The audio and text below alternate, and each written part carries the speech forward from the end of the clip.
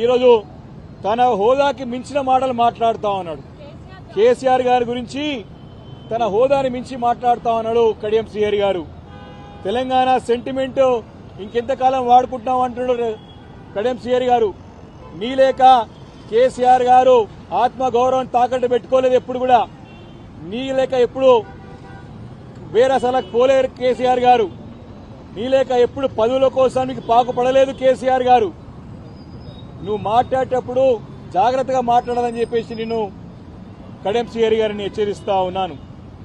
తెలంగాణ రాష్ట్రాన్ని 13 సంవత్సరాలు తెలంగాణ ప్రాంతంలో ఉన్నటువంటి అందరినీ కూడా జాగృతం చేసి అన్ని వర్గాల ప్రజల్ని అందరి కూడా ఉద్యోగస్తుల్ని అదేవిధంగా కవులని కళాకారులని అందరూ కూడా అన్ని పార్టీల వారిని కూడా తాటిపైకి తీసుకొచ్చి 13 సంవత్సరాలు నిర్విరామంగా ఉద్యమం చేపట్టి తన ప్రాణాన్ని సైతం లెక్క చేయకుండా ప్రాణ త్యాగానికైనా సిద్ధపడి తెలంగాణ రాష్ట్రాన్ని సాధించిన నాయకుడు కేసీఆర్ గారని చెప్పి పదే పదే అన్నావు. నువ్వు కాదా కడియం శ్రీహరి గారిని నేను ప్రశ్నిస్తా ఉన్నాను.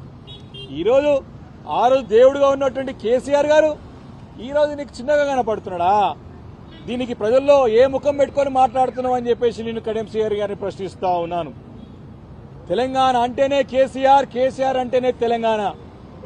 మర్చిపోయినావా కడియం శ్రీహరి గారు అని చెప్పేసి నేను అడుగుతా ఉన్నాను. తెలంగాణ జాతిపిత బరోబర్ తెలంగాణ రాష్ట్రానికి అన్ని వర్గాల ప్రజలు, కులాలు, మతాలు ప్రతి ఒక్కరు కూడా గుండె కత్తుకున్నటువంటి నాయకుడు, ప్రతి ఒక్కరి గుండెల్లో ఉన్న నాయకుడు కేసీఆర్ గారు. చిన్న పిల్లవాడి నుంచి పండు ముసలి వారికి కూడా గుండెలో పెట్టుకుని చూసుకునే నాయకుడు కేసీఆర్ గారు. తెలంగాణ అంటేనే కేసీఆర్, కేసీఆర్ అంటేనే తెలంగాణ అనే సంగతి గుర్తు తెచ్చుకోవాలని చెప్పేసి కూడా కడియం శ్రీహరి గారిని అడుగుతా ఉన్నాను.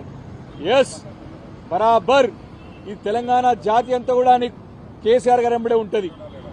ఈ యొక్క ఎన్నికల్లో గెలుపు ఓటలు మామూలే. అధికారం ఉంటది, పోతది. నీ లేక అధికారం ఉంటే లేక లేకుండా మాట్లాడే నాయకుడు కేసీఆర్ గారు కాదు అని చెప్పేసి ఒకసారి గుర్తు చేసుకో కడియం శ్రీహరి.